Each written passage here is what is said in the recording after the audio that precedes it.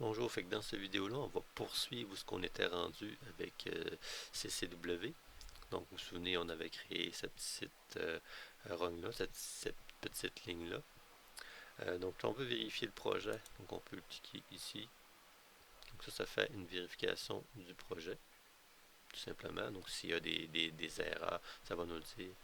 Au niveau du lien, donc on peut avoir plusieurs petits microcontrôleurs, donc c'est important d'avoir le lien correctement. Donc on va aller choisir ici.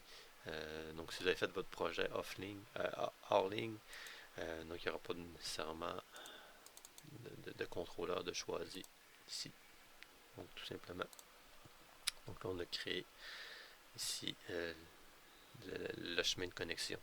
Donc lorsqu'on veut envoyer notre projet vers le contrôleur, on va faire charger automate, comme ça. Et ça prend notre projet, puis ça va le transférer sur notre contrôleur.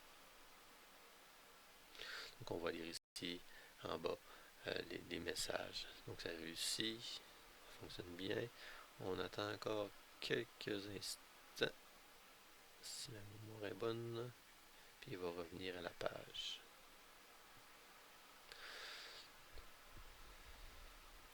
Exécution à distance, passer en mode programme à distance.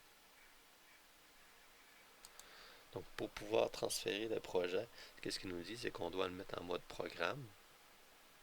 Là, il fait le transfert. Une fois que le transfert va être accompli, il va nous demander si on veut remettre en mode exécuté ou en mode run. Le mode programme, c'est un mode où le programme n'est pas exécuté. Donc, si les entrées sont actives, les sorties ne seront pas actives. Tandis que dans le mode exécuté, ça va vraiment avoir référence aux états. Donc c'est ici, il nous demande si on veut le passer en mode exécution. Donc ici, ça va changer à ce moment-ci.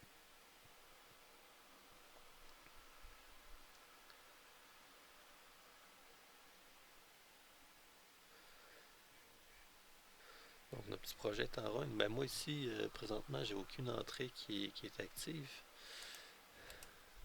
Donc j'ai cliqué ici avec le bouton de droit pour aller voir les variables. Tout simplement, ce que je vais faire, ici, je vais aller de la variable 0, valeur physique.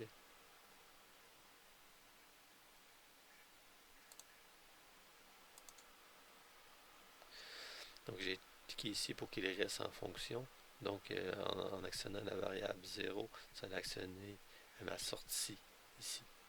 Donc on s'entend qu'ici, en réalité, là, ce qu'il fallait que je fasse, c'est que j'appuie sur un bouton ou qu'il y ait un capteur qui soit actif. Là, je désactive, puis vous voyez la sortie se désactive. S'il y avait une lumière de brancher, par exemple, sur notre sortie 0, mais ceci, la lumière allumerait, tout simplement. Donc, vous avez vu ici comment faire pour télécharger le projet dans l'automate. On va poursuivre dans une prochaine vidéo pour aller un petit peu plus loin dans la programmation.